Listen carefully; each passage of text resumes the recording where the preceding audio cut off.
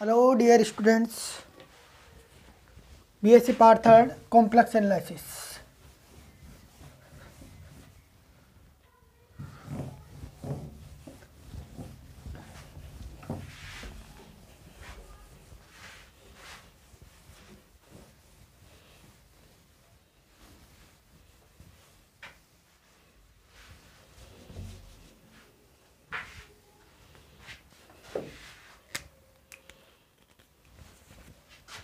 BSc Part 3 आपका चल रहा है पेपर सेकंड।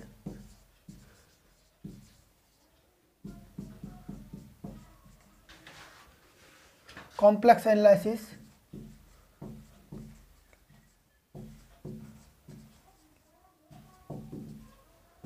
और आपका ये लेक्चर है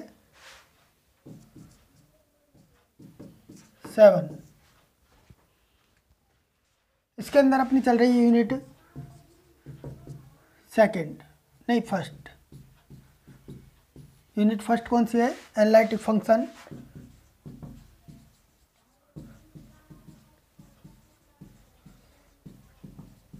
एनालिटिक फंक्शन, विश्लेषिक फलन। अच्छा, तो आपने यहाँ पर क्या क्या पढ़ लिया है? देखिए,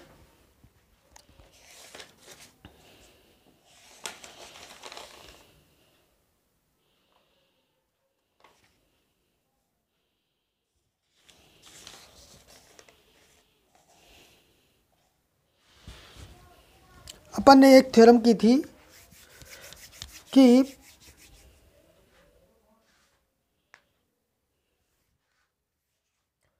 कोई फलन है W बराबर एफ ऑफ जेड।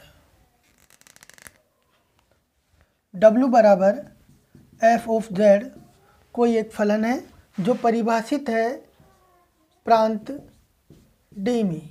ठीक है, अब अपन ने देखा था कि ये फलन विश्लेषिक है, विश्लेषिक फलन है, तो आवश्यक रूप से वो कॉची-रीमान समीकरण को संतुष्ट करता है। एक कमेंट आया था कि जो फलन कॉची-रीमान समीकरण को संतुष्ट करता है क्या वो विश्लेषिक फलन होता है? बिल्कुल नहीं। क्यों? क्योंकि ये जो अपन ने थ्योरम पढ़ी थी वो थी आवश्यक कंडीशन, सिर्फ आवश्यक, पर्याप्त बिल्कुल नहीं थी।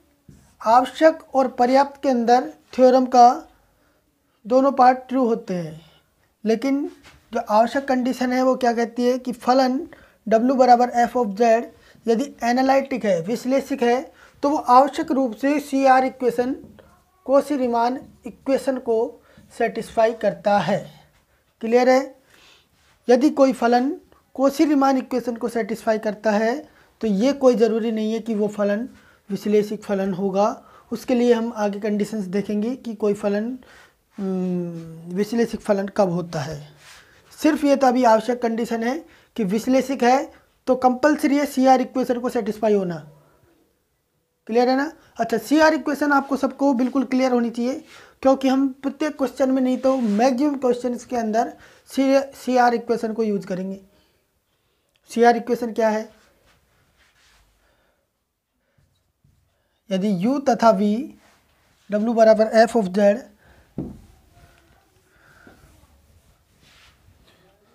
आपका फॉर्म में है, इस फॉर्म के अंदर UXY प्लस आयोटा VXY इस प्रकार है, तो आपको आपका जो CR इक्वेशन है, CR इक्वेशन वो क्या है? Del U by del X बराबर होता है del V by del Y के, और जो सेकंड है वो है del U upon del Y बराबर minus del V upon del X। ये तो थी आपकी कार्टेशियन फॉर्म के अंदर। कार्टेशियन फॉर्म में कार्टेशियन फॉर्म क्या होती है, जिसके अंदर एक्स और वाई हो। इसके बाद अपन ने इसके कुछ फॉर्मूले और देखे थे कि यदि कोई फलन आपको दिया हुआ है डब्ल्यू बराबर एफ ऑफ जेड, ठीक है ना, आपको दिया हुआ है एक्स और वाई की टर्म में, तो आप उसका जो अवकलज निकालोगे एफ डैश जेड निकालोगे वो बराबर होता है del F upon del x के। फंक्शन आपको दिया हुआ है जेड की फॉर्म में, वो एक्स वाई की फॉर्म में दिया हुआ है मान लो, तो आप डायरेक्ट उसका एक्स के रेस्पेक्ट में डेरिवेटिव कर दो, वो बराबर होता है del F upon del Z के। ये एक तरीके से क्या है आपके लिए फॉर्मूला है, इसको अपन यूज कर सकते हैं। दूसरा था जो del F upon del Z है, ये बराबर होता है iota minus iota del F upon del Y के, ठीक है ना। फिर अपन ने देखा था कॉची रीमान इक्वेशन की पोलर फॉर्म, ध्रुवीय रूप। ध्रुवीय रूप में क्या था,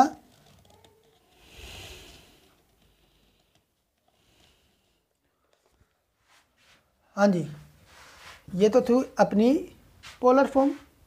जो ध्रुवीय रूप है उसके अंदर u और v फंक्शन होते हैं r और थीटा के, r और थीटा के फंक्शन रहते हैं। तो ये चीज़ें तो आपको याद, बिल्कुल दिमाग के अंदर सेट कर लो, इन चीज़ों को दिमाग में बिल्कुल सेट होनी चाहिए। एनालिटिक फंक्शन आप फर्स्ट यूनिट पढ़ रहे हो तो ये चीज़ें थोड़ी सी हैं, मतलब 2-4 बातें हैं, ये आपको याद रखनी ही है। दूसरी है अपनी सी आर इक्वेशन की पोलर फॉर्म। पोलर फॉर्म के अंदर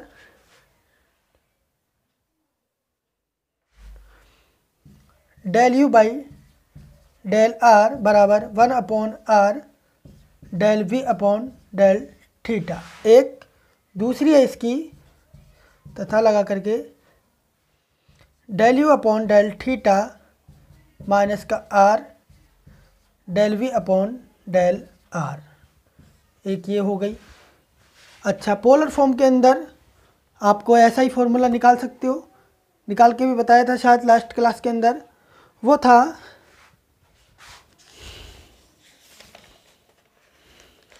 क्या था, cos theta minus iota sine theta del W upon del R. हाँ, ऐसा ही फॉर्मूला था। कोई फंक्शन है डब्ल्यू बराबर एफ ऑफ जेड, तो आप उसका डेरिवेटिव कर रहे हो, del F upon del Z आपको चाहिए, फंक्शन आर और थीटा की फॉर्म में आपको दिया हुआ है। तो आप क्या करोगे, इसका आप निकाल सकते हो, आप निकालो direct del F upon del R, ठीक है ना। और उसके जो आपका निकलेगा del F upon del R, उसमें आप मल्टीप्लाई कर दो cos theta minus iota sine theta. एक दूसरा और फॉर्मूला है, यदि आपको फंक्शन दे रखा है आर और थीटा की फॉर्म के अंदर, तो आप इसका जेड के रेस्पेक्ट में डेरिवेटिव डायरेक्ट कैसे निकालते हो, del F upon del theta, ठीक है, हाँ, cos theta minus iota sine theta, यहाँ पर माइनस 1 अपॉन आयोटा और लगा देते हैं, नहीं आयोटा अपॉन आर है, sorry, minus iota upon R. ये आपके 4 फॉर्मूले हो गए, ये आपकी कॉची रीमान इक्वेशंस हो गई, ये कार्टेशियन फॉर्म के अंदर और ये पोलर फॉर्म के अंदर। यहाँ तक आपको बिल्कुल क्लियर होना चाहिए। थ्योरम जो कराइए वो भी, ये कार्टेशियन फॉर्म के अंदर ये काफ़ी टाइम पूछा भी जाता है, देखिए 4-5 बार पूछा हुआ है।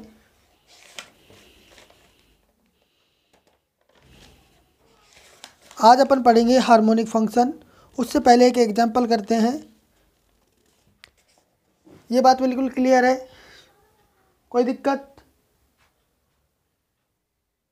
बिल्कुल क्लियर है तो अच्छी बात है।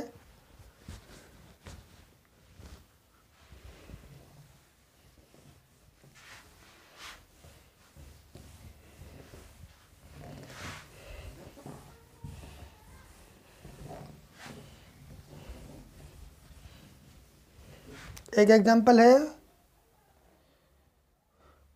प्रदर्शित कीजिए कि फलन एफ ऑफ जेड, एग्जांपल आपका है ये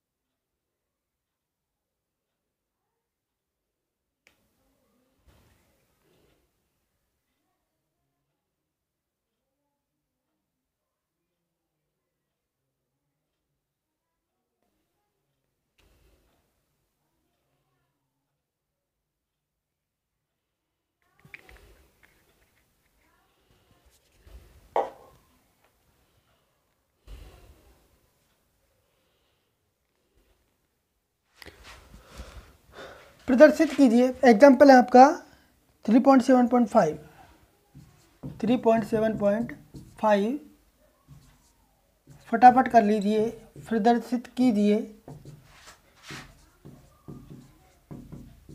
कि फलन f ऑफ z बराबर रूट ऑफ एक्स वाई, यही है क्या?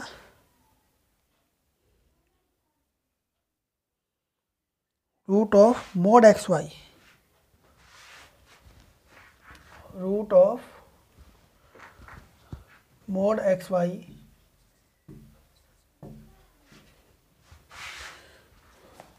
मूल बिंदु पर कॉची रीमान समीकरण को संतुष्ट करता है।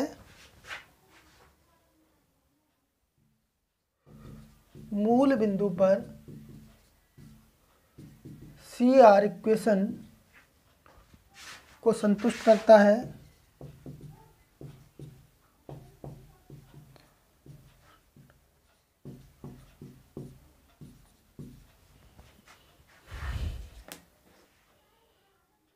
परंतु इस बिंदु पर विश्लेषिक फलन नहीं है।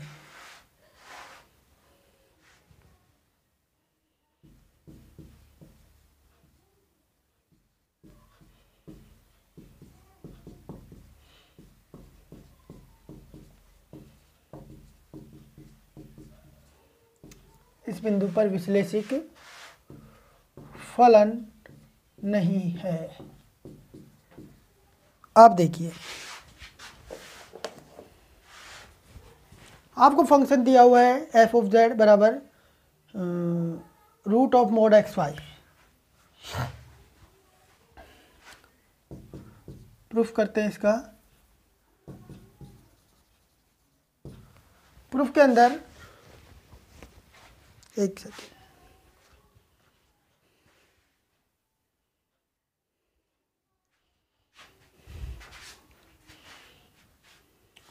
प्रूफ के अंदर आपके पास कोई एक फंक्शन है, माना फलन w बराबर f ऑफ z बराबर u X Y plus iota v X Y. लेकिन आपको फंक्शन दिया हुआ है f ऑफ z, इसको लिखेंगे, दिया है f ऑफ z बराबर मॉड ऑफ एक्स वाई। यहाँ तक क्लियर है। अब देखिए, इस फंक्शन के अंदर इन दोनों को जब अपन कंपैरिजन करते हैं तो u एक्स वाई है वो बराबर हो जाता है under root of mod X Y, और जो v एक्स वाई है वो क्या होता है 0। इसको अपन लिख सकते हैं प्लस आयोटा 0। दोनों में कंपैरिजन करेंगे तो u एक्स वाई है ये इसके बराबर होगा और v एक्स वाई है वो 0 के बराबर होगा। यहाँ तक क्लियर है ना?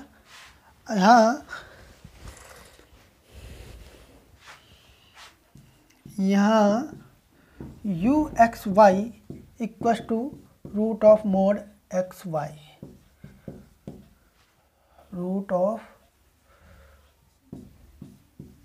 मोड एक्स वाई ये हो गया, तथा v एक्स वाई क्या हो गया 0। अच्छा, CR इक्वेशन आपको फाइंड आउट करनी है। CR इक्वेशन के लिए आपको क्या चाहिए, del u by del x, del u by ये u और v दोनों एक जैसे ऐसे बनते हैं, del u by del y, del u del v by del x और del v by del y। अब देखिए, यहाँ से आप इजीली दोनों का वो निकाल सकते हो, ये निकाल सकते हो del you upon del x, del you upon del y, del v upon del x और del v upon del y, direct आप इनका डेरिवेटिव करके। लेकिन इनका जो पार्शियल डेरिवेटिव है वो करके, वो डेफिनेशन है उसकी मदद से ही करते हैं, अदरवाइज ये क्वेश्चन ही कितना सा रह जाएगा। समझ रहे हो ना? तो वही डेफिनेशन लगा करके लिमिट वाली अपन इसका डेरिवेटिव करते हैं, del you by del x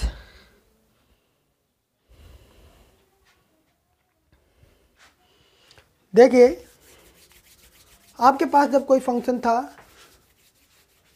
y बराबर एफ ऑफ एक्स, तब आप इसका डेरिवेटिव कैसे करते थे? किसी पॉइंट x बराबर a पर, किसके रेस्पेक्ट में? x के रेस्पेक्ट में।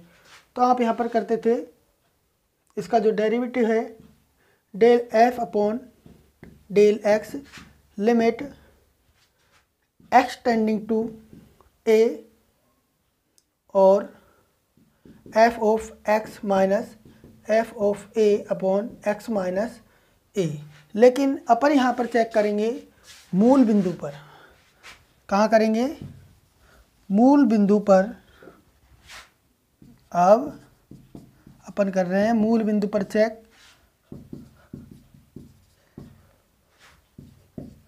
मूल बिंदु पर अपन को निकालना है del you upon del X. यहाँ पर आपने कोई भी फंक्शन है उसका आप निकालते हो x बराबर a पर उसका डेरिवेटिव। कैसे निकालते हो? f of x minus F of a upon x minus a। जिस पॉइंट पर आप निकाल रहे हो वो पॉइंट लिखते हो यहाँ पर और x को एज इट इज। ऐसे ही अपन यहाँ पर करने वाले हैं। ये फंक्शन है u एक्स वाई, तो यहाँ पर अपन क्या करते हैं del u by del x कर देते हैं, ठीक है ना, x के रेस्पेक्ट में करते हैं। तो ध्यान से देखिए, लिमिट लगाएंगे अपन x tending to a। u आपको फंक्शन दिया हुआ है, इधर भी u लिख देते हैं, बीच में आपका साइन है माइनस का। अब देखिए यहाँ पर आप y को तो छोड़ दो, y तो जो है वो है, क्योंकि अपन जब u का x के रेस्पेक्ट में करते हैं पार्शियल डेरिवेटिव तो y कांस्टेंट की तरह बिहेव करता है। तो यहाँ से सेम ऐसे ही x यहाँ पर, तो यहाँ पर x रख देते हैं और y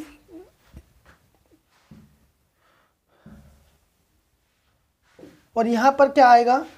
जो आप जिस पॉइंट पर आप फंक्शन की डेरिवेटिव निकाल रहे हो, किस पॉइंट पर निकाल रहे हो? मूल बिंदु पर। मूल बिंदु पर x टेंडिंग टू 0, तो ये हो जाएगा आपका 0। अब यहाँ पर क्या आना चाहिए? y। लेकिन आप देखिए जब वैल्यू नहीं निकाल रहे होते तो अपन यहाँ पर y रख देते, लेकिन आपको दिया हुआ है कि जो वैल्यू निकालनी है del you upon del X निकालना है, वो मूल बिंदु पर निकालना है। तो y की वैल्यू यहाँ पर क्या हो जाएगी? दोनों तरफ 0। ये लो जी, ये हो गया आपका 0 अपॉन नीचे क्या आएगा? x minus a। तो x तो ये लिख दिया, a आपका क्या है? 0 है। कौन से पॉइंट पर निकाल रहे हो? 0 पर। तो x माइनस 0 बराबर x। बिल्कुल क्लियर है। अपन ने क्या किया है? u का डेरिवेटिव निकाल रहे हैं x के रेस्पेक्ट में, तो u को रखा है एज इट इज, ये रख दिया, ठीक है। यहाँ पर x है, यहाँ पर a है, मतलब यहाँ पर तो अपन ने x रख दिया, यहाँ पर a की जगह अपना क्या है? 0 पर निकाल रहे हैं, तो ये 0 रख दिया। अब y अपन वैल्यू पुट कर सकते हैं यहाँ पर y, लेकिन अपन जो वैल्यू निकाल रहे हैं वो मूल बिंदु पर निकाल रहे हैं। मूल बिंदु पर x और y दोनों क्या होते हैं? 0 होते हैं। तो यहाँ पर अपन रख देते हैं 0 एंड 0 अपॉन जिस पॉइंट पर निकाल रहे हो x माइनस जिस पॉइंट पर आप निकाल रहे हो। ये जो डेफिनेशन है उसी के अनुसार चले हैं अपन।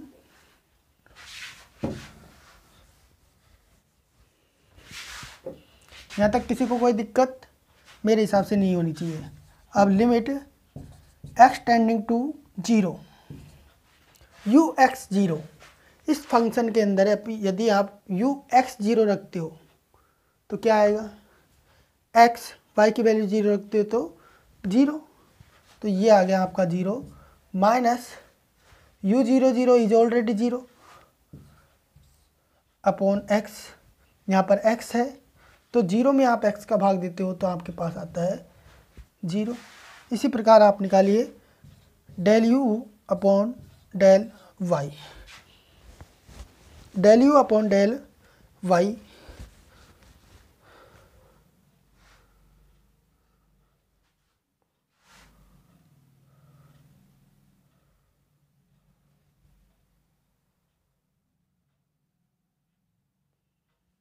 निकालिए। ये हो गया limit y tending to 0 same as it is u, अब देखिए x की जगह रहने देते हैं, y यहाँ पर एज इट इज आ जाएगा माइनस u, और y की जगह x की जगह रहने दो। y किस पॉइंट पर निकाल रहे हो? 0 पर, तो ये 0 रख दिया। किस पॉइंट पर निकाल रहे हो?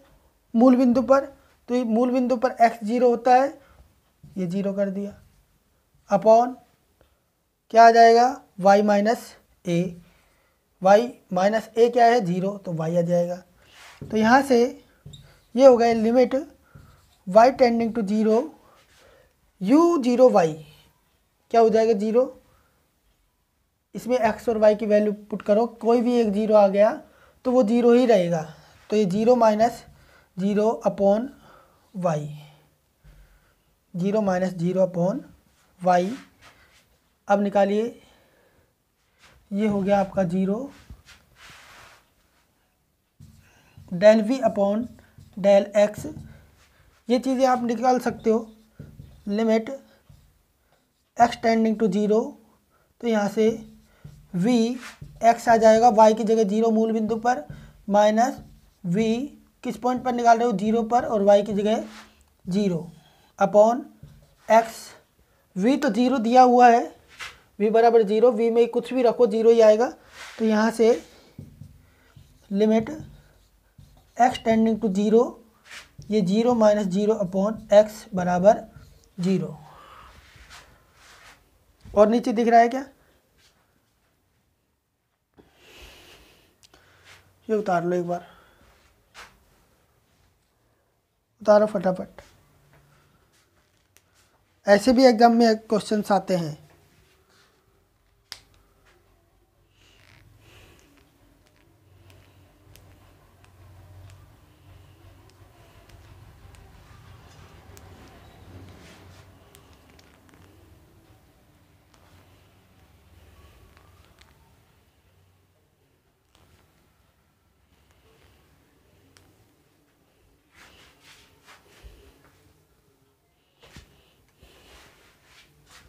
ये मिटा रहा हूँ।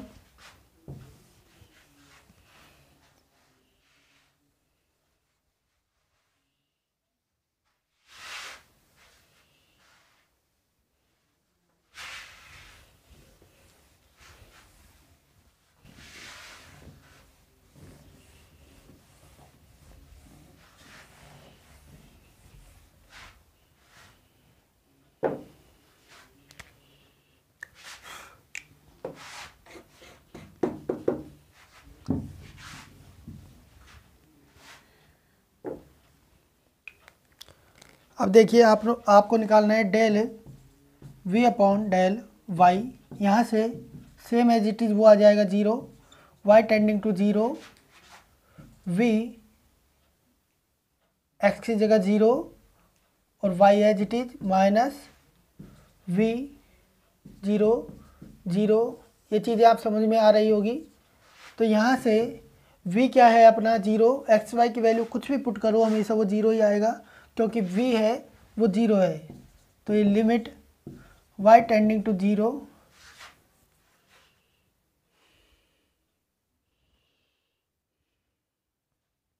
Zero minus 0 upon y equals to 0। यहाँ से आप लिख सकते हो u तथा v मूल बिंदु पर कौची रीमान समीकरण को संतुष्ट करता है। लिख दीजिए। क्यों कर रहा है? क्योंकि सभी 0 है, तो कौची रीमान इक्वेशन को ऑब्वियसली वो सेटिस्फाई करेगा ही।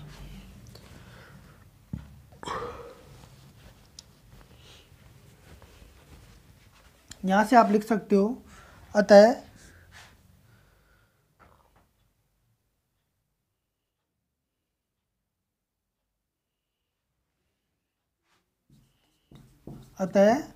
मूल बिंदु पर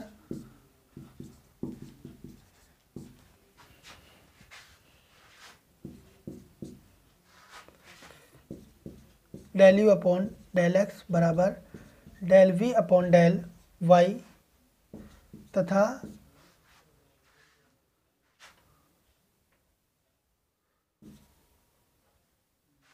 मूल बिंदु z बराबर 0 पर del u upon del y बराबर del v upon del x, ये हो गया।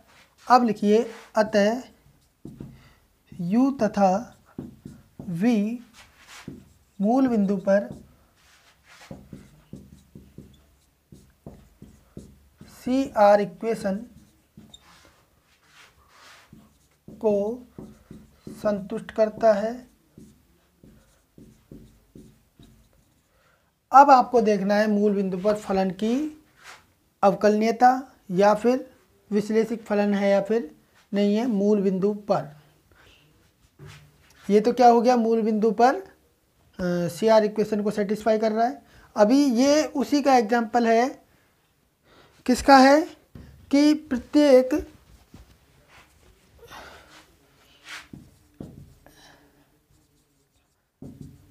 Analytic function implies CR equation satisfy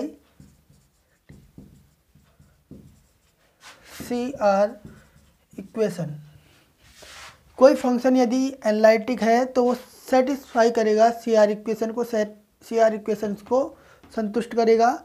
लेकिन यदि कोई फलन CR इक्वेशन को संतुष्ट कर रहा है तो वो एनालिटिक हो, ये कोई ज़रूरी नहीं है। ये प्रूफ करना चाह रहे हैं, इसके लिए अपन ने एक एग्जांपल दिया है, ये वाला एग्जांपल क्या कर रहा है, ये मूल बिंदु पर तो क्या है अभी CR इक्वेशन को सेटिस्फाई कर रहा है। अब अपन देखते हैं कि क्या ये मूल बिंदु पर अवकलनीय है या फिर नहीं है। इसके लिए मूल बिंदु z बराबर 0 पर अवकलनीयता लिखिए। मूल बिंदु z बराबर 0 पर अवकलनीयता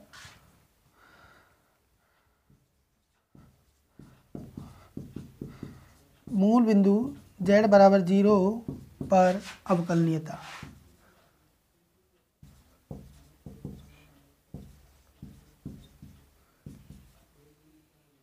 निकालिए। ये क्या हो जाएगा, f डैश z की जगह 0, लिमिट किस पॉइंट पर निकाल रहे हो, z tending to 0, f of z minus f of 0, यही आएगा ना, अपॉन z माइनस 0 बराबर ये z ही हो गया। यहाँ तक क्लियर होना चाहिए। अब देखिए यहाँ से ये हो गया लिमिट z टेंडिंग टू 0। तो आप इसकी जो सीमा है वो कैसे निकालते थे, z है वो 0 की तरफ अग्रसर होना चाहिए, तब इसकी जो वैल्यू है, सीमा है, वो यूनिक होनी चाहिए, ठीक है ना। z 0 की तरफ किसी भी मार्ग से अग्रसर हो, इसकी जो लिमिट की जो वैल्यू है वो, इसके डेरिवेटिव की जो वैल्यू है वो यूनिक होनी चाहिए, अद्वितीय होनी चाहिए। अब देखिए यहाँ से f ऑफ z की वैल्यू क्या दे रखी है, f ऑफ z आपको फंक्शन दिया हुआ था, कहाँ गया, ये रहा, f ऑफ z बराबर root of mod X Y, mod X Y, ये फंक्शन दे रखा है। तो यहाँ से z की वैल्यू यहाँ पर रखेंगे, तो अपन f ऑफ z दिया हुआ है, इसको डायरेक्ट उतार देते हैं, root mod of x dot Y minus 0 रखेंगे। z 0 का मतलब क्या है, x बराबर 0 और y बराबर 0, ठीक है ना। तो x और y की वैल्यू 0 रखी तो अपन ने ये 0 आया अपॉन z को आप क्या लिख सकते हो, x प्लस आयोटा y। तो यहाँ से x प्लस आयोटा y। अब देखिए अपन लिमिट की जो सबसे अच्छा तरीका क्या था, जब z 0 की तरफ x अक्ष के अनुदिश जाए, और जब दूसरा केस के अंदर जब z 0 की तरफ y अक्ष के अनुदिश जाए। लेकिन और भी पथ हो सकते हैं। यहाँ पर देखिए दोनों की जो डिग्री है, डिग्रियों का योग यदि अंश और हर की डिग्री यदि सेम है, कोटि सेम है, तो अपन जो पथ चूज करते हैं वो मैक्सिमम टाइम y बराबर mx चूज करते हैं, ठीक है ना। देखिए यहाँ पर x और y की डिग्री 2, मतलब दोनों की टोटल डिग्री क्या हो गई, x की 1 y की 1, दोनों की टोटल डिग्री 2, और 2 का स्क्वायर करेंगे तो 1, और यहाँ पर भी x की 1 है, y की 1 है, तो अंश और हर में दोनों में बराबर है, तो अपन मैक्सिमम टाइम जो लिमिट की निकालेंगे y बराबर mx के रूप में ही निकालेंगे। तो लिखिए जब बिंदु z 0 की ओर पथ y बराबर mx की ओर अग्रसर हो।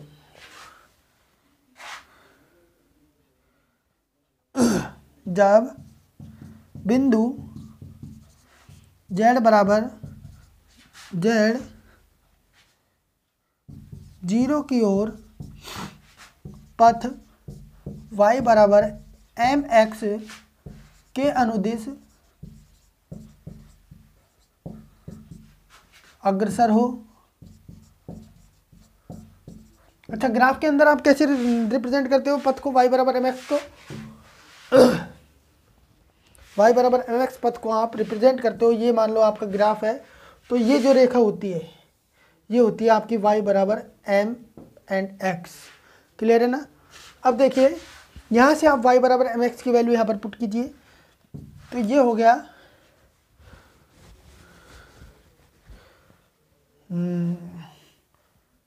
y बराबर mx रखेंगे, सारी टर्म्स x के अंदर हो जाएगी। तो लिमिट भी है, z 0 की तरफ कब मूव करता है, जब x भी 0 की तरफ मूव करे, y भी 0 की तरफ करे। लेकिन अपन क्या करेंगे, y की जगह mx रख देंगे, सारी टर्म्स को x की बना देंगे, तो y तो ऑटोमेटिकली 0 हो जाएगी, लिमिट का कोई मतलब ही नहीं रह जाएगा।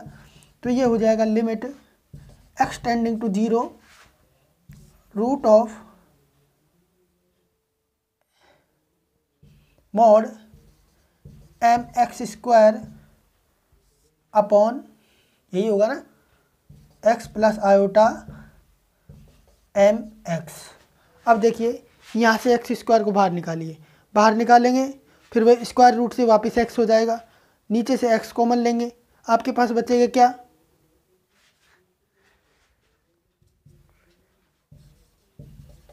Limit x tending to 0।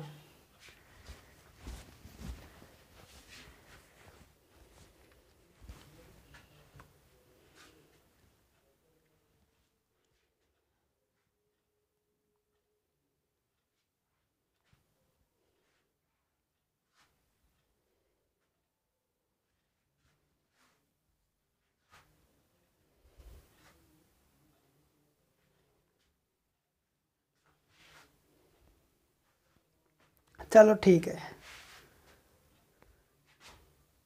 मुझे ऐसी पता है किस बात पे आ रही है।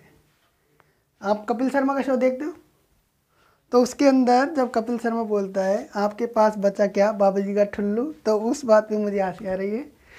तो चलो कोई दिक्कत नहीं है, यहाँ से x को अपन बाहर निकाल देते हैं, आपके पास बचा क्या,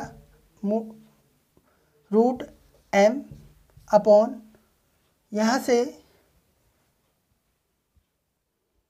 x से x कैंसिल हो जाएगा, आपके पास बचेगा 1 प्लस आयोटा m। अब देखिए यहाँ पर x है ही नहीं, तो ये लिमिट से कोई मतलब है, बिल्कुल नहीं है, इसको हटा दो। अब देखिए जो f डैश z है आपका, f डैश 0 मूल बिंदु पर फंक्शन का जो डेरिवेटिव है वो डिपेंड किस पर कर रहा है, m पर।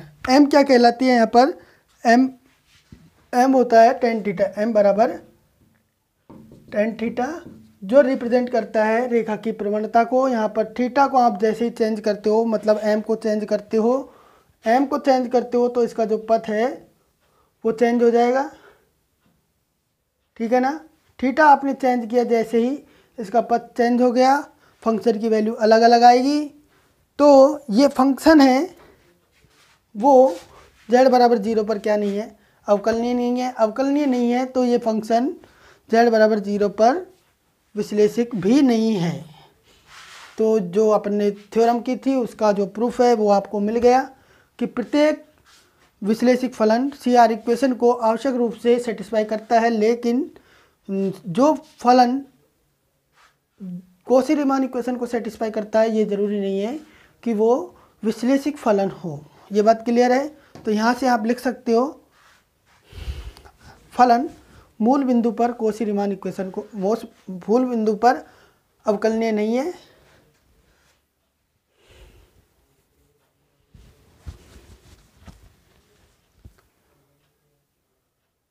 यहाँ से लिखिए अतः f'0 m पर आश्रित है, अतः फलन मूल बिंदु पर क्या नहीं है, अवकलनीय नहीं है। यही प्रूफ करना था, अवकलनीय नहीं है, इसलिए यह मूल बिंदु पर विश्लेषिक नहीं है। ये उतार लो भाई, ये आपका एग्जाम्पल हो गया, एक दो बार आया भी है। अब अपन करेंगे नेक्स्ट हेडिंग, डालिए हार्मोनिक फंक्शन प्रसंवादी फलन।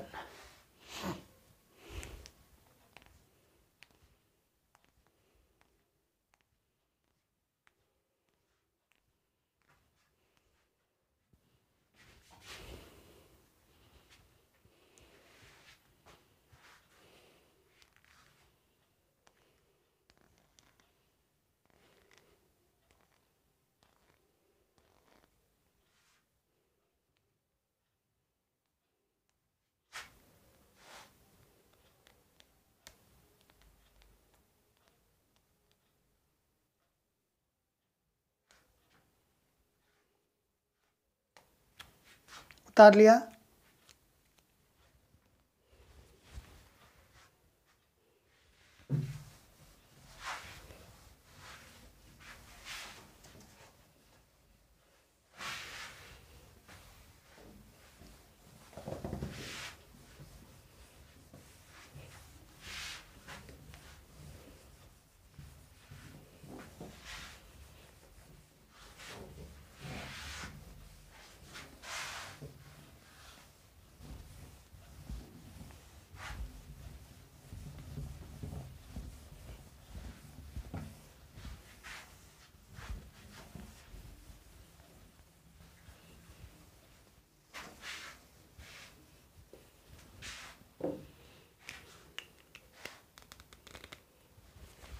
देखिए प्रसंवादी फलन, डेफिनेशन लिखिए। प्रसंवादी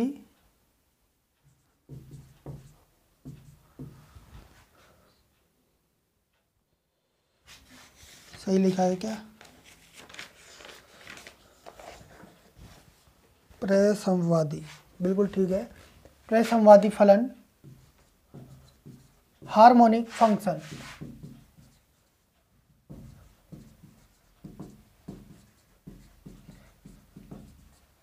हार्मोनिक फंक्शन।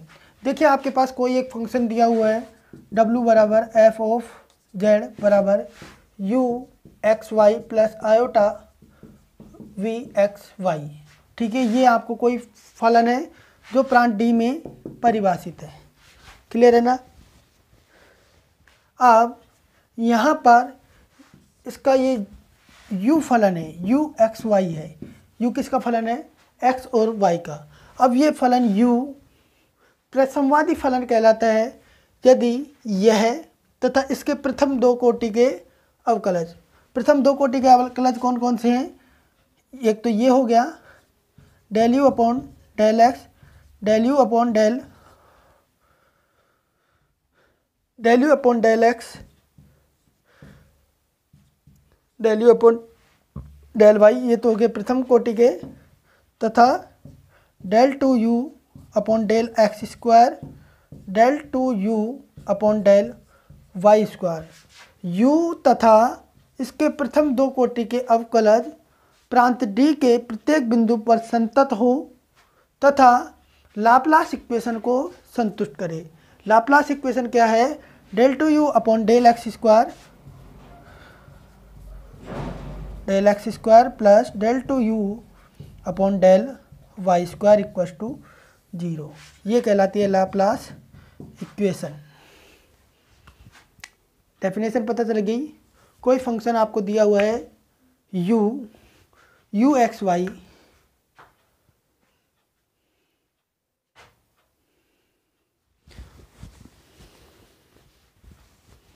देखिए यू एक्स वाई प्रांत डी में प्रसमवादी फलन कहलाता है यदि u तथा इसके प्रथम दो कोटि के अवकलज आंशिक अवकलज संतत हो। संतत मतलब कॉन्टिन्यूस हो। और कॉन्टिन्यूस वाली डेफिनेशन मैंने आपको लिखवाई हुई है, उसके अंदर मैंने आपको नोट भी लिखवाया हुआ है कि प्रत्येक चरघातांक का फलन क्या होता है, कॉन्टिन्यूस होता है। दूसरा मैंने लिखवाया है आपको कि प्रत्येक बहुपद एक्स वाई का प्रत्येक पोलिनोमियल वो क्या होता है, कॉन्टिन्यूस होता है, संतत होता है। आगे भी कोई और नोट्स होता बता देंगे। जो सिंपल से ट्रिग्नोमेट्रिक फंक्शन है वो भी कॉन्टिन्यूस होते हैं। तो इसकी डेफिनेशन को आप लिख लीजिए।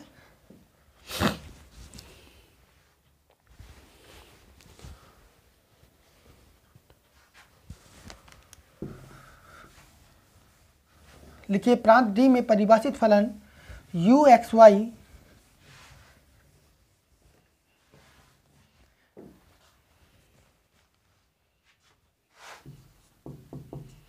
प्रांत डी में परिभाषित फलन यू एक्स वाई प्रसंवादी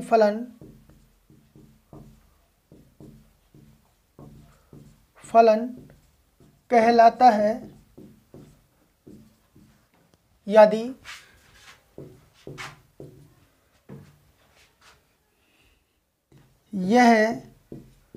यह कौन यू एक्स वाई यह तथा इसके प्रथम दो कोटि के आंशिक अवकलज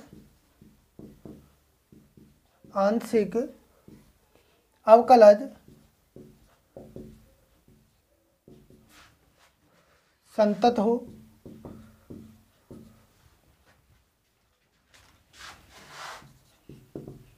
तथा यह प्रांत डी के, समझ में तो आ रही है राइटिंग, प्रत्येक बिंदु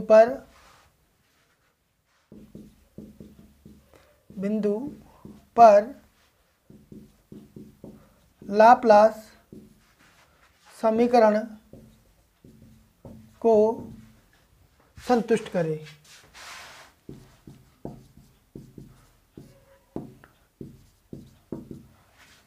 लाप्लास इक्वेशन क्या है, del two u upon del x square plus del two u upon del y square equals to 0। एक बात ध्यान रखना, कोई फंक्शन है आपका एफ ऑफ जेड बराबर u plus iota v, u प्रसमादी फलन है तो वी इसका क्या कहलाता है, हार्मोनिक कॉन्जुगेट। यू प्रसमादी फलन है तो वी कहलाता है यू का हार्मोनिक कॉन्जुगेट, संयुग्मी प्रसंवादी फलन। अब देखिए आपको कोई भी फंक्शन के अंदर यू दिया हुआ है,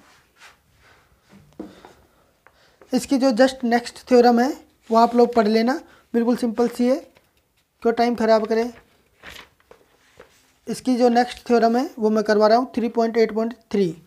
3.8.2 आपको खुद को करनी है, बिल्कुल सिंपल सी है, लाप्लास इक्वेशन है और कुछ भी नहीं है। कॉची-रीमान इक्वेशन और लाप्लास इक्वेशन के बीच में रिलेशन निकाल करके आपको ये बताया हुआ है बस, और कुछ नहीं है।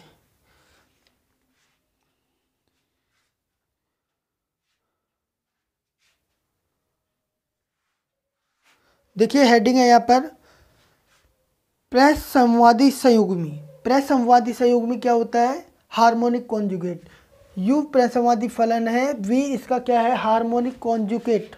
प्रसंवादी संयुग्मी क्या बोलते हैं, प्रसंवादी संयुग्मी ज्ञात करने के लिए कॉची-रीमान समीकरण का अनुप्रयोग। इसमें आपकी थ्योरम है, इसको समझ लीजिए, इसको करा देंगे, फिर इसके बाद में एक एग्जाम्पल देंगे, फिर आज का इतना ही है, काफ़ी है।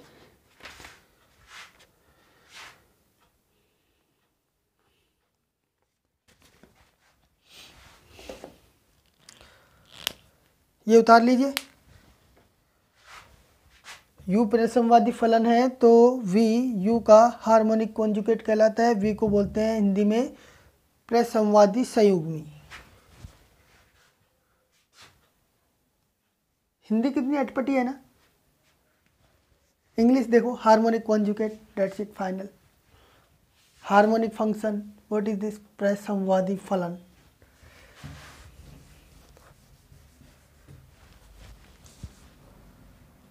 कुछ कुछ चीज़ें इंग्लिश में पढ़ने में अच्छा लगता है, सारी चीज़ें तो नहीं, लेकिन कुछ कुछ चीज़ें इंग्लिश में होना ज़रूरी है। इसलिए जो हेडिंग है उसके साथ में मैं आपको इंग्लिश में लिखा देता हूँ, क्योंकि यदि आप लोग एमएससी वगैरह करो तो आपको जो मान लो एकदम से आपको ये मिल गया वहाँ पर हार्मोनिक फंक्शन, आप लोग डिक्शनरी निकाल के हार्मोनिक फंक्शन डालने लग जाओगे। अब वहाँ पर हिंदी निकल के आएगी प्रसमवादी फलन। अरे यार ये तो पढ़ा हुआ है, इसको देख करके क्या है ये। तो इसलिए आप लोग हेडिंग को तो कम से कम इंग्लिश में लिखा करो, ठीक है ना।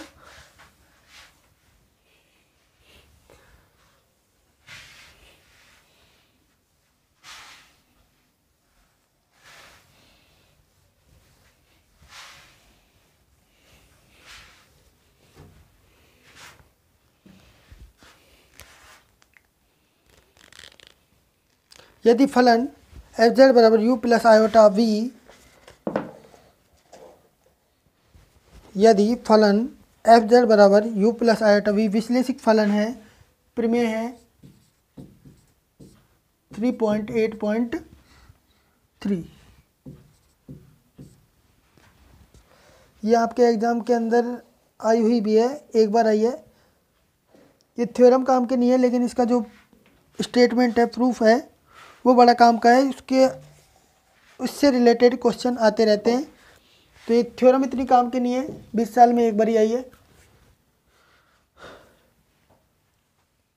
तो इसका जो स्टेटमेंट है वो इतना इम्पोर्टेंट नहीं है, लेकिन वो प्रूफ है वो इतना इम्पोर्टेंट नहीं है, लेकिन इसका यूज मैक्सिमम एग्जाम्पल्स के अंदर किया जाता है। जो एग्जाम्पल में इसका यूज़ होता है वो एग्जाम के अंदर आते हैं।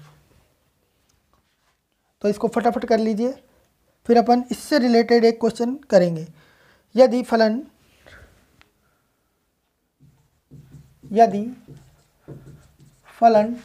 W बराबर एफ ऑफ जेड बराबर U प्लस आयोटा V विश्लेषिक फलन है,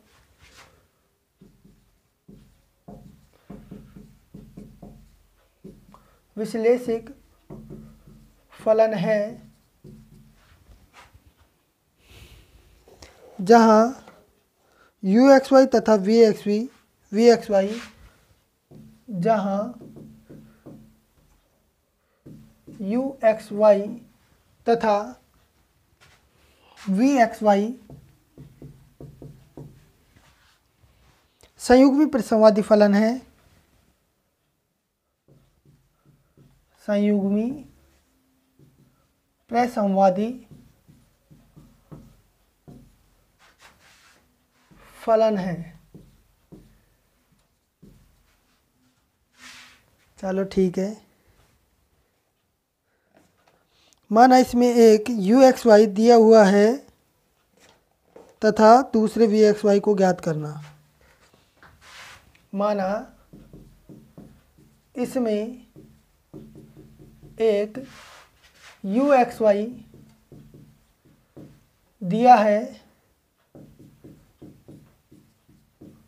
दिया हुआ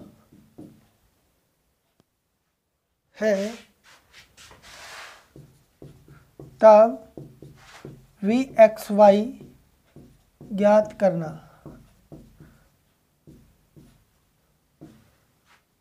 इसका प्रूफ देखिए। माना फलन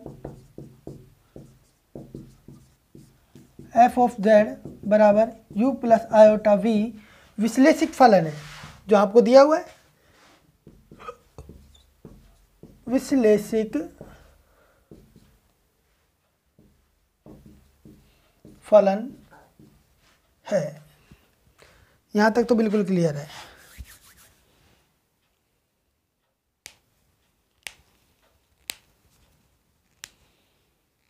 आपको यहाँ पर ये भी दे रखा है कि यू एक्स वाई और वी एक्स वाई दोनों क्या है, सहयोगी परिसंवादी फलन है। इसका मतलब वो लाप्लास इक्वेशन को सेटिस्फाई कर रहे हैं इनका, और इनका जो फर्स्ट टू ऑर्डर का जो डेरिवेटिव है, पार्शियल डेरिवेटिव, वो कॉन्टिन्यूस है।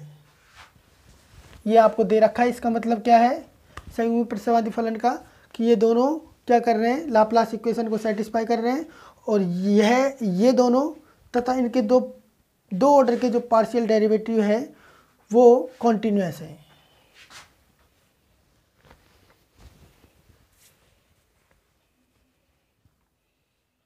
यू एक्स वाई दिया है तथा वी एक्स वाई ज्ञात करना है। लिख लीजिए।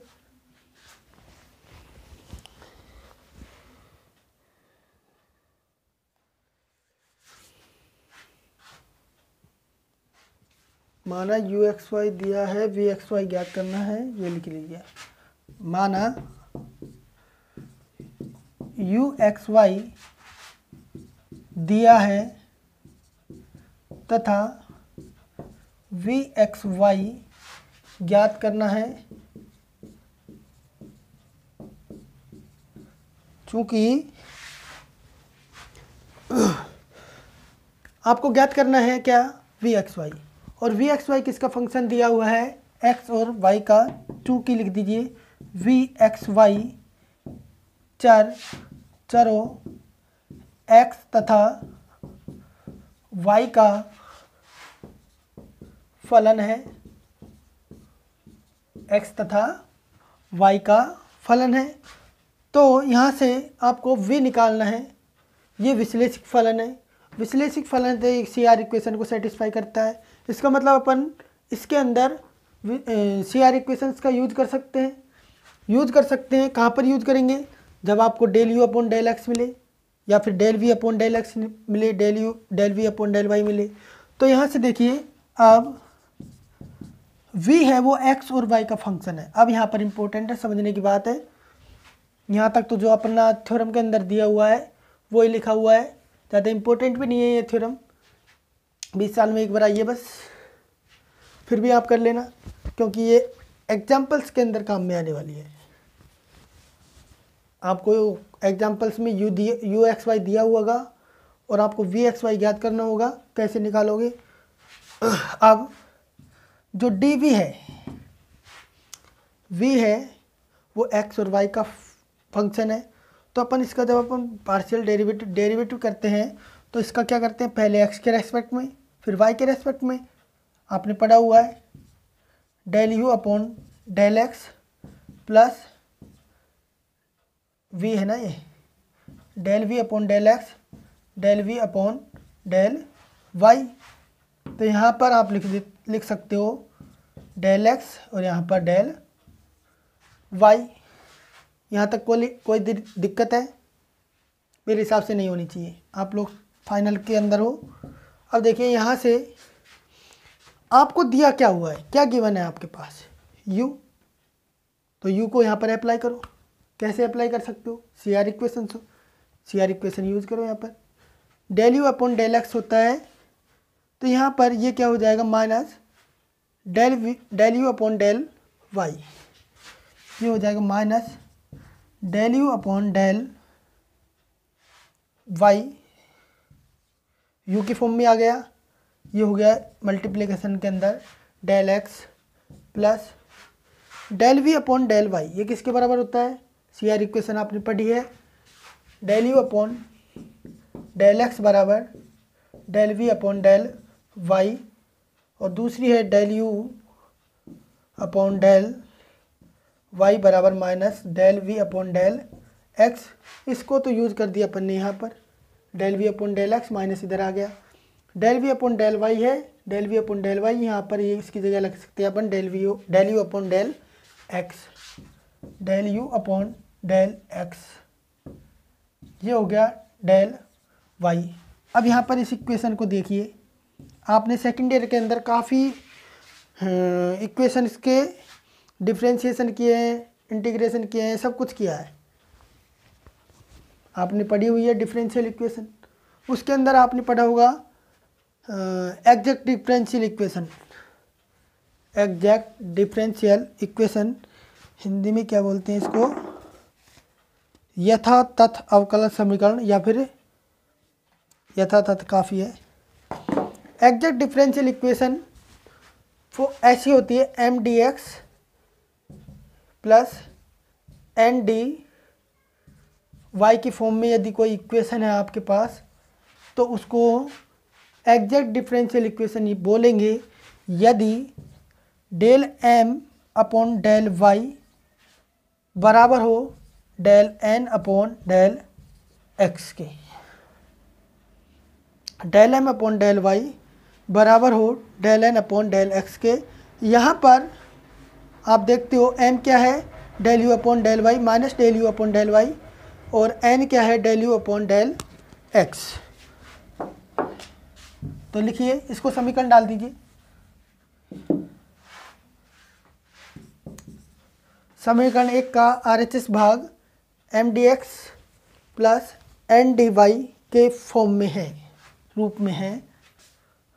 समीकरण 1 का RHS m d x plus n d y के रूप में है, जहाँ m बराबर क्या है minus del you upon del y तथा n बराबर del you upon del x.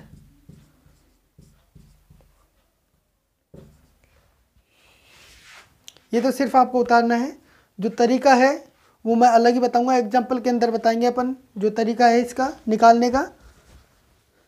वैसे आप एग्जैक्ट डिफरेंशियल इक्वेशन को सॉल्व करना जानते ही हो, लेकिन उससे भी सिंपल आपको तरीका बताएंगे क्वेश्चन के अंदर जब अपन एग्जाम्पल करेंगे तब। अभी तो आप लोग ये उतारिए।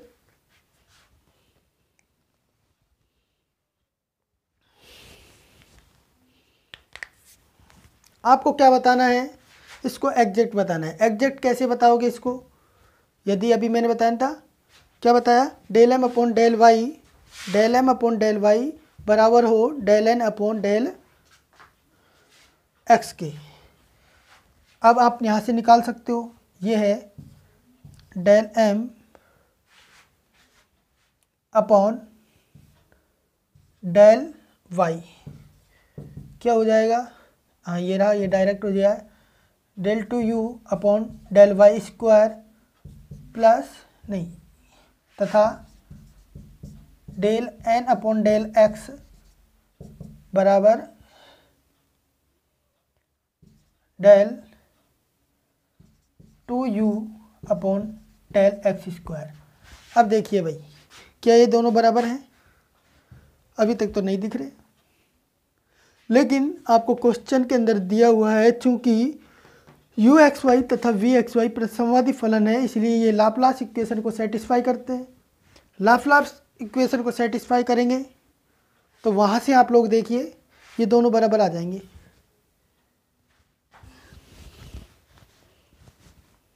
कितना दिख रहा है,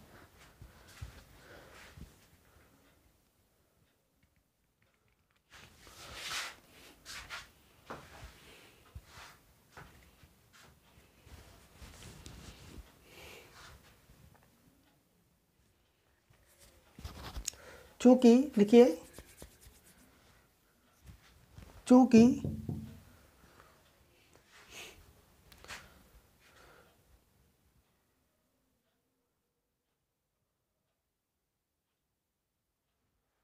चूंकि यू एक्स वाई प्रसंवादी फलन है, अतः यू एक्स वाई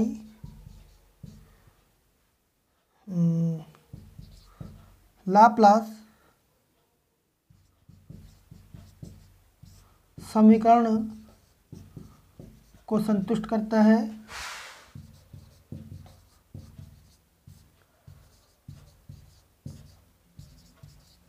क्या करता है, यू एक्स वाई है वो लाप्लास समीकरण को संतुष्ट करता है, अर्थात आप क्या लिख सकते हो, मैं ऊपर से मिटा रहा हूँ,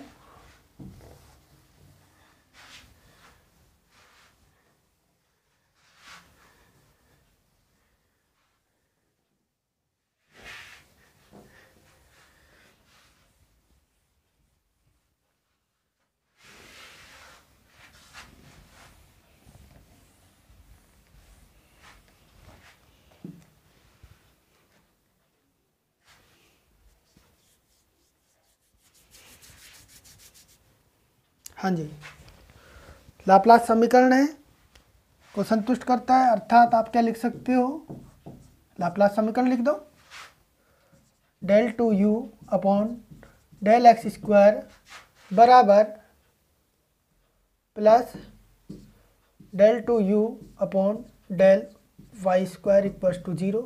यहाँ से इसको इधर लेके आओ, अपनी ये वाली टर्म नेगेटिव है ना, तो इसको नेगेटिव की तरफ ले जाओ, तो del two u upon del x square बराबर minus del two u upon del y square. ठीक है, अब देखिए यहाँ पर del two u upon del x square है, ये किसके बराबर है, यहाँ से आप वैल्यू पुट कीजिए,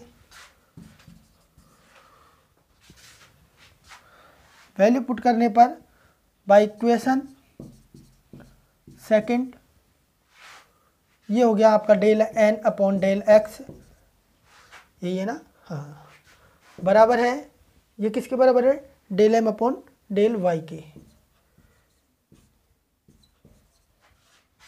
यहाँ से क्या सिद्ध हुआ, देखिए कोई भी यदि आपके पास डिफरेंशियल इक्वेशन है वो फॉर्म के अंदर है m d x plus n d y की फॉर्म में आपको दी हुई है, तो ये डिफरेंशियल इक्वेशन एग्जैक्ट कहलाती है, एग्जैक्ट डिफरेंशियल इक्वेशन कहलाती है यदि ये del m upon del y, यहाँ पर वाई के रेस्पेक्ट में और जहाँ पर वाई है वहाँ पर एक्स के रेस्पेक्ट में ये दोनों बराबर हो, del x and del x, ये कंडीशन यदि हुई तो ये फॉर्म क्या कहलाएगी, आपकी एग्जैक्ट डिफरेंशियल इक्वेशन। और एग्जैक्ट डिफरेंशियल इक्वेशन को आप सोल्व करके v का मान निकाल सकते हो। तो इक्वेशन जो फर्स्ट थी आपकी कौन सी थी, इक्वेशन फर्स्ट आपकी थी, बिठा दी क्या,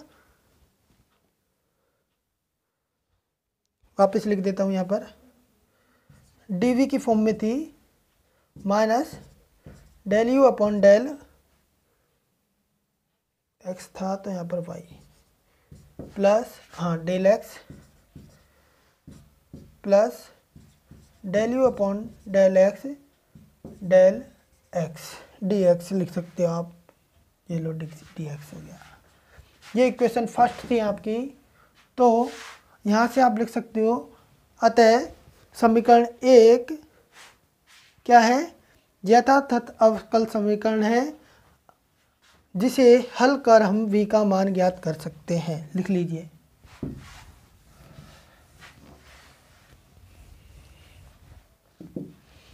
अतः समीकरण एक, यहीं से अपन निष्कर्ष निकाल करके ये इक्वेशन फर्स्ट के बारे में लिख रहे हैं। अतः समीकरण एक यथातथ एग्जैक्ट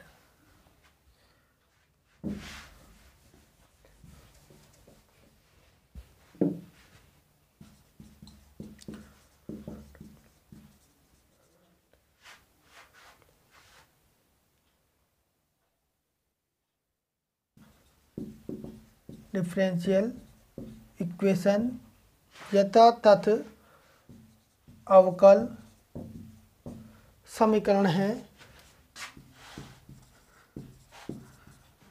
जिसे हल कर vxy का मान ज्ञात कर सकते हैं।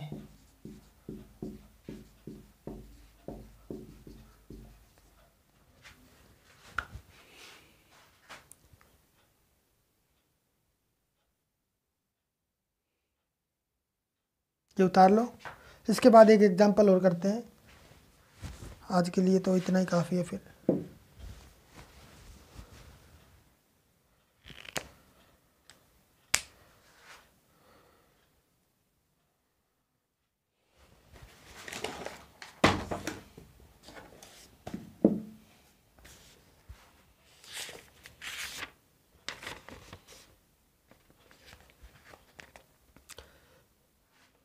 एग्जाम्पल है 3.8.5।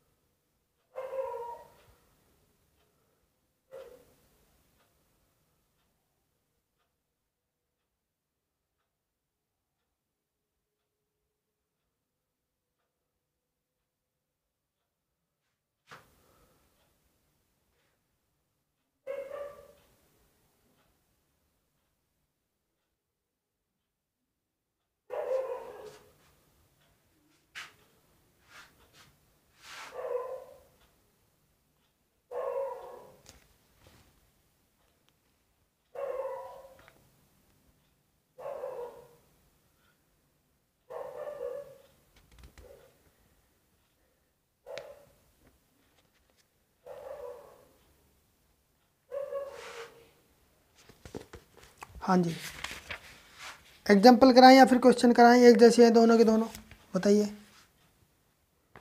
एग्जाम्पल तो आप कर लोगे, क्वेश्चन देख लेते हैं। एक क्वेश्चन है ऐसा ही है, बिल्कुल सेम टू सेम, दोनों ही एग्जाम के अंदर आए हुए हैं। क्वेश्चन नंबर 11 लिखिए।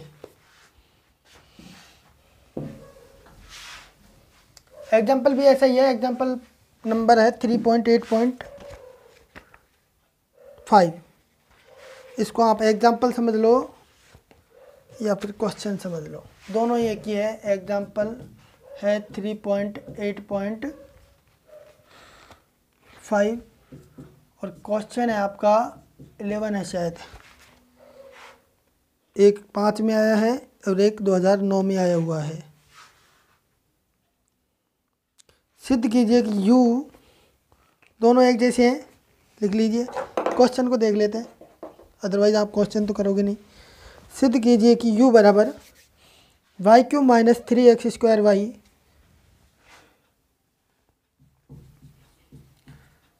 सिद्ध कीजिए कि u बराबर y³ minus 3x² y, u बराबर y³ माइनस 3x² y प्रसंवादी फलन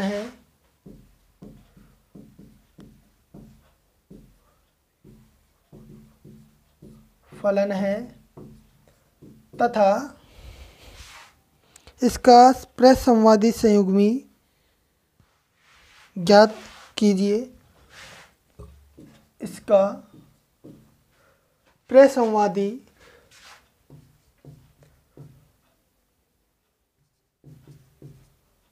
संयुग्मी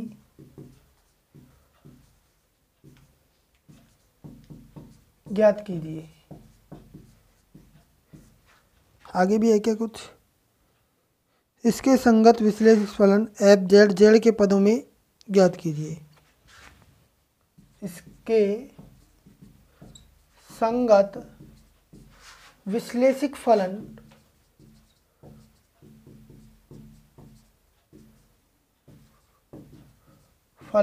f(z) z के पदों में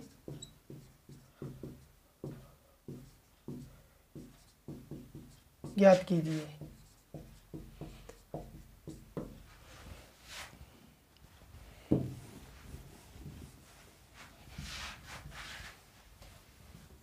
जो आपका एग्जाम्पल है 3.8.4 वो भी इसी के जैसा है, तो तीनों एग्जाम्पल आप लोग कर लेना घर पे। इसको मैं बता रहा हूँ।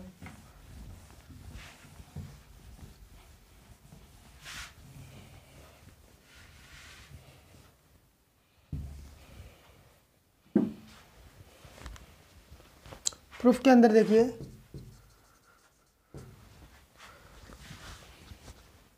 u आपको दिया हुआ है, u बराबर Y cube minus 3x² Y. ठीक है ना। यहाँ से आपको निकालने हैं क्या, इसके पार्शियल डेरिवेटिव्स टू ऑर्डर के। क्वेश्चन क्या कह रहा है, आपको इसको परिसमवादी फलन दिखाना है। u को परिसमवादी फलन कैसे दिखाओगे, u निकालोगे, इसके दो प्रथम कोटि के आंशिक अवकलज निकालोगे, उसके बाद में आपको बताना है कि वो सभी क्या हैं, संतत है और वो लाप्लास इक्वेशन को संतुष्ट कर रहे हैं। बस ये दो चीज़ें आपको बतानी है। तो यहाँ से आप निकालेंगे del you upon del x, given है, दिया है, ये आपको दिया है। अब आप क्या फाइंड आउट कर रहे हो, del you upon del x, x के रेस्पेक्ट में कर रहे हो तो वाई कांस्टेंट है, वह कांस्टेंट की तरह ट्रीट करो इसको, तो ये 0 हो गया।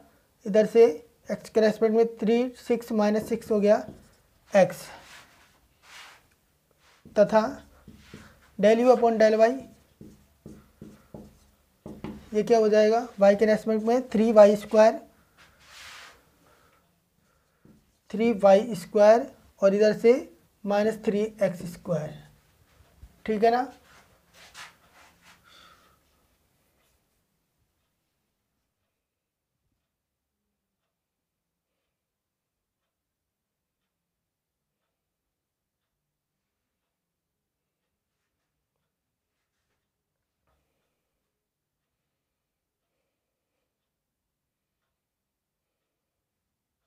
अब del two u upon del x² ये निकालो, x के रेस्पेक्ट में करेंगे तो क्या आ जाएगा, ये आ जाएगा माइनस का 6, तथा del two u upon del y², y के रेस्पेक्ट में ये हो जाएगा 6y, वाई है ना, हाँ, और ये 0। कुछ गलती हो रही है,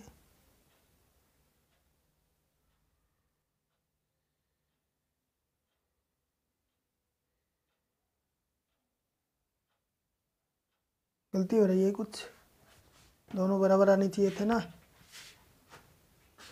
इसका डेरिवेटिव हो गया एक्स के रेस्पेक्ट में 3 2 6 एक्स, हाँ वाई कांस्टेंट है तो वो कांस्टेंट भी आएगा, और यहाँ से एक्स के रेस्पेक्ट में अगर करोगे तो माइनस का 6 वाई अब हो जाएगा। अब आपको पता है कि कोई भी फलन है वो एक्स वाई का बहुपद फलन है, पॉलिनोमियल फंक्शन है, तो आपको पता है पॉलिनोमियल फंक्शन प्रत्येक डोमेन के अंदर या फिर अपने डोमेन के अंदर संतत होता है प्रत्येक पॉइंट पर। ये आपको याद रखनी है बात, तो आप लिख लीजिए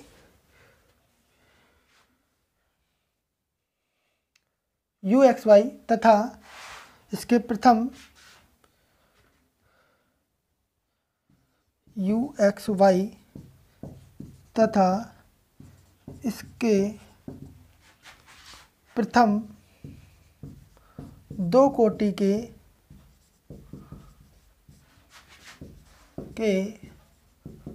आंशिक अवकलज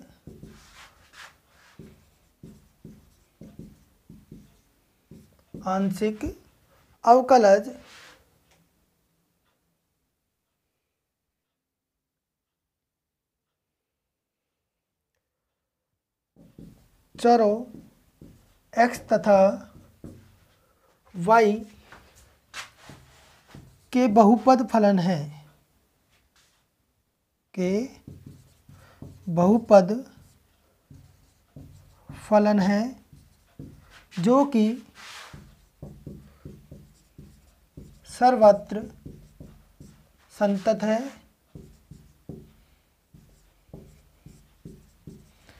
तथा ये संतत हो गया, एक कंडीशन आपकी हो गई। दूसरा आपको दिखाना है लाप्लास इक्वेशन को सेटिस्फाई को, वो क्लियरली आपको दिख रहा है। अब जो लाप्लास समीकरण है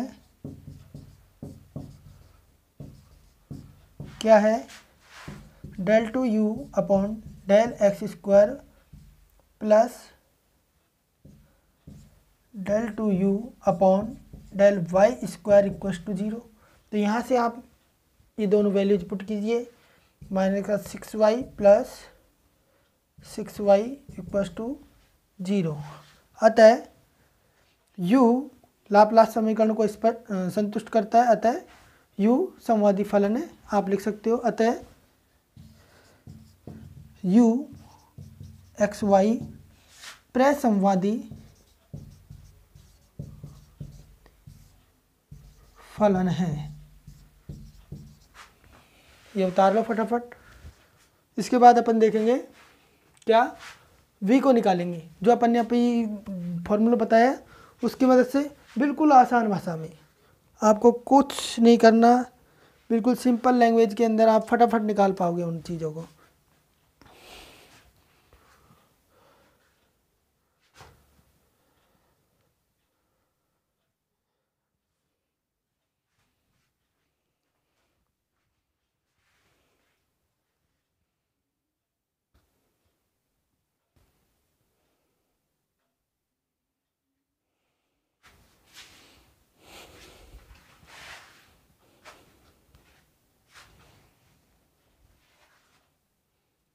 आवाज़ अच्छी आ रही होगी आप तो, मुझे भी ज़ोर से बोलने की ज़रूरत नहीं पड़ रही माइक की वजह से।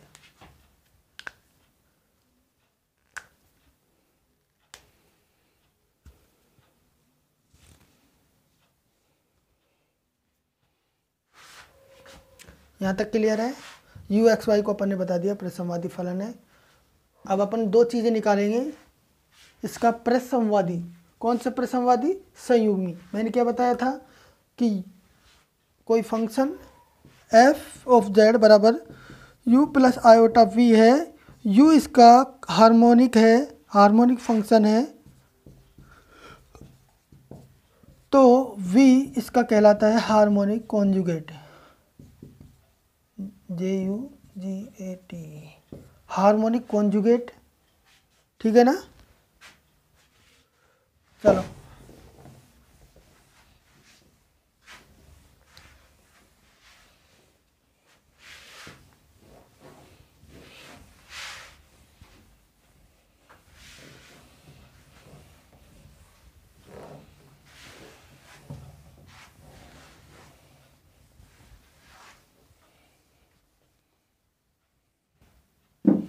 आप वही फॉर्मूला लगाइए।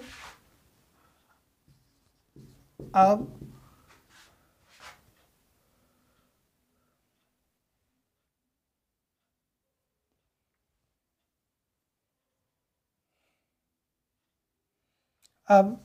dv बराबर क्या होता है?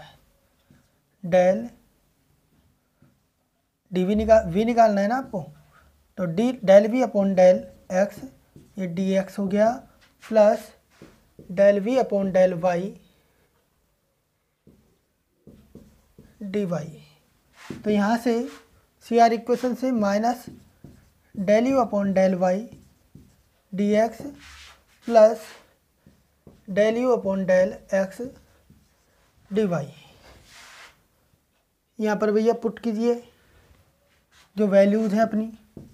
देखिए ऊपर क्वेश्चन के अंदर मैंने तो मिटा दिए। जो अपना del you upon del y था वो क्या है? माइनस वो 3y square minus 3x square,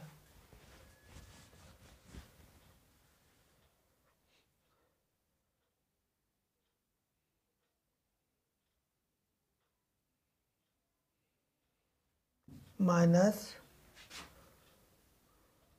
को अंदर ही ले लेते हैं। Del you upon del x क्या था?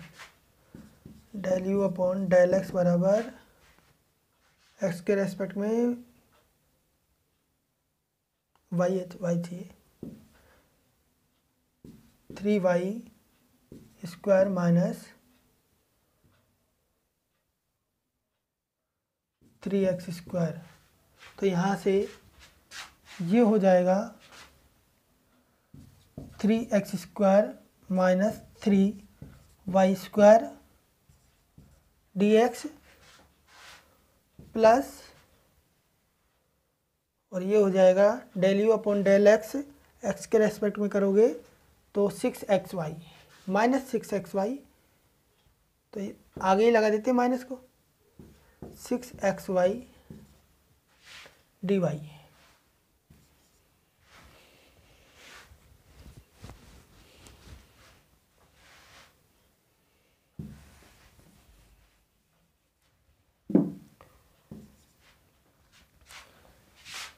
यहाँ तक क्लियर है।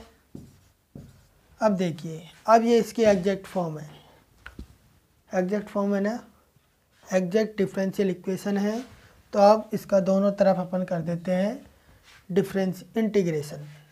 इंटीग्रेशन के अंदर क्या करना है, सबसे इम्पोर्टेंट चीज़ है यहाँ पर ये v है, तो ध्यान से सुनिए कि जो x वाला इंटीग्रेशन आप कर रहे हो इधर की साइड dx को सोल्व कर रहे हो, x वाली x के रेस्पेक्ट में जब आप इंटीग्रेट करते हो तो x के रेस्पेक्ट में कर दो, y को कांस्टेंट मानते हुए करो। क्या हो गया, इसको तो x के रेस्पेक्ट में आपको करना ही है। यहाँ पर क्या करना है वो मैं बताता हूँ। x के रेस्पेक्ट में करो, x के रेस्पेक्ट में जब आप करते हो तो यहाँ से क्या आ जाएगा, एक्स क्यूब अपॉन 3, 3 से 3 कैंसिल, तो ये हो गया एक्स क्यूब माइनस ये y square as it is, और x के रेस्पेक्ट में 1 का x। ये तो आपको एज इट इज करना है, जैसे करते हो आप वैसे ही, x के रेस्पेक्ट में इंटीग्रेशन, ठीक है ना। दूसरा यहाँ पर बात देखो, यहाँ पर उन टर्म्स का आप इंटीग्रेशन करोगे, यहाँ पर उन टर्म्स का इंटीग्रेशन करोगे जिनके अंदर x नहीं है। बिल्कुल सीधी सी बात है, आपको ज़्यादा वो gx वगैरह फंक्शन वगैरह मानने की ज़रूरत नहीं है। यहाँ पर आप उन टर्म्स का इंटीग्रेशन करोगे जो x रहित है। देखो इस टर्म के अंदर यहाँ पर x है तो इसको छोड़ दो, छोड़ दिया, ये टर्म छोड़ दी तो मतलब कुछ भी नहीं है, आप प्लस सी लिख दो डायरेक्ट, ठीक है ना। या फिर एक तो तरीका ये हो गया, x रहित टर्म्स को छोड़ दो, या फिर ये हो गया 3x स्क्वायर माइनस, सॉरी ये x cube minus 3xy square minus, इसका इंटीग्रेशन करो y के रेस्पेक्ट में। यदि वो रिपीट हो रही है तो उसको छोड़ दो y के रेस्पेक्ट में। यहाँ पर क्या आ जाए, y के रेस्पेक्ट में करते हो तो y square by 2, 3xy square, 3xy square already है, इसका मतलब ये इसको अपन स्किप कर देते हैं, स्किप कर दिया भाई, ये हो गया। और इंटीग्रेटेड कांस्टेंट c आपके पास ये आ गया। ये बात समझ में आ गई। यहाँ पर तो आपको x के रेस्पेक्ट में ही इंटीग्रेशन करना है जैसे आप करते हो y को कांस्टेंट मान करके, लेकिन यहाँ पर आपको x रहित टर्म्स का इंटीग्रेशन करना है y के रिस्पेक्ट में। ये बात ध्यान है, समझ में आई? समझ में आई तो बहुत अच्छा। सारे क्वेश्चन इसी सिंपल ट्रिक से हो जाएंगे। ये हो गया आपका vxy, vxy हो गया। अब देखिए क्वेश्चन क्या कह रहा है कि fz को z के पदों में लिखिए, fz को z के पदों में लिखो। तो u अपने पास है, v अपने पास है, तो आप लिख सकते हो fz को z के पदों में, कैसे, x प्लस आयोटा y की फॉर्म बना करके। तो ये है आपका vxy। तो यहाँ से अब आपके पास कोई फंक्शन है f ऑफ z बराबर uxy प्लस आयोटा vxy। तो यहाँ से uxy की वैल्यू पुट कीजिए, y cube minus 3x square y plus iota y की वैल्यू है x cube minus 3x square 3xy square plus c। यहाँ से यहाँ भी 3 आ रहा है, यहाँ भी 3 आ रहा है, मतलब ये ए प्लस बी का होल क्यूब टाइप का आएगा। हाँ जी, तो यहाँ से देखिए ये वाई क्यूब, ये minus 3x² y plus iota x cube minus का iota 3xy² plus iota c. अब इसको बनाना है अपन को x प्लस आयोटा वाई की फॉर्म के अंदर।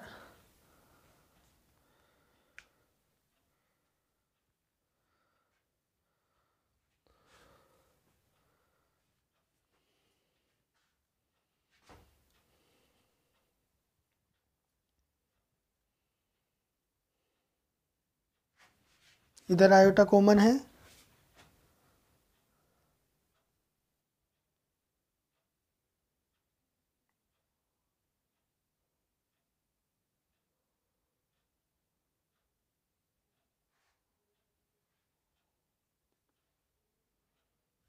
देखिए यहाँ पर +1 है तो अपन यहाँ पर लगा देते हैं आयोटा की पावर 4। 1 बराबर क्या होता है आयोटा की पावर 4। ये हो गया वाई क्यूब, माइनस माइनस को प्लस कर देते हैं, यहाँ पर आयोटा स्क्वायर हो जाएगा 3x² y plus iota x cube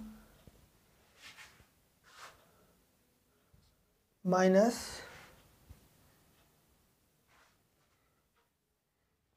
3xy²। ठीक है, यहाँ से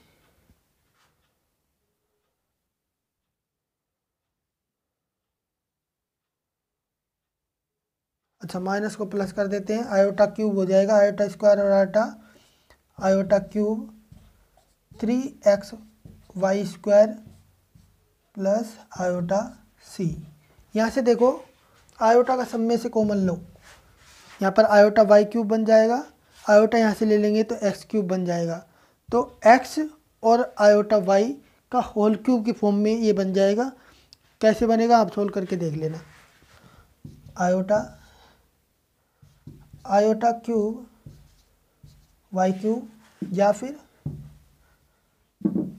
आयोटा वाई का होल क्यूब, यहाँ से आयोटा गया तो 3x² आयोटा वाई ये हो गया, यहाँ से एक्स क्यूब रह गया प्लस यहाँ से आयोटा स्क्वायर गया तो 3x आयोटा वाई का whole square plus iota c. अब देखिए यहाँ से आपको ये फॉर्मूला बन गया। आयोटा दिख रहा है क्या नीचे? हाँ जी, क्लियर दिख रहा है। एक तो ये माइक की डोरी, हाँ जी, ये ऑनलाइन का झमेला ही बेकार है।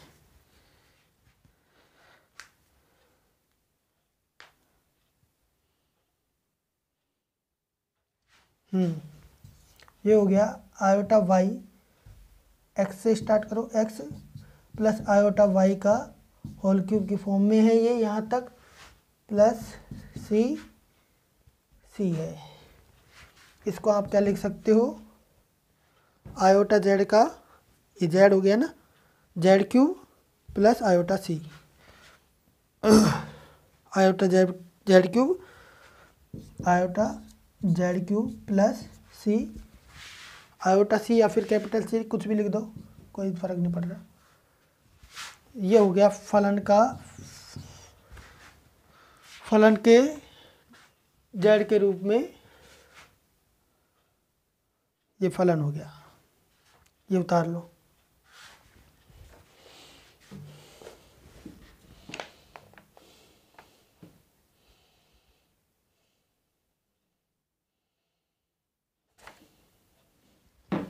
कल अपन देख लेंगे, 1-2 क्वेश्चन और करेंगे तो कर लेंगे, अदरवाइज मिलन थॉमसन रचनात्मक विधि है वो अपन करेंगे। कोई भी यू दिया हुआ हो तो वी फाइंड आउट करने के लिए, तो ये फॉर्मूला है, आगे भी देखेंगे। ये उतार लो।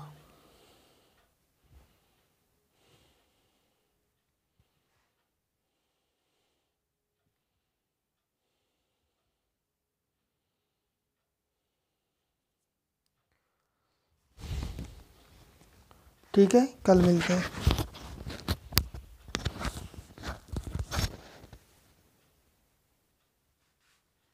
ये उतार लो भाई।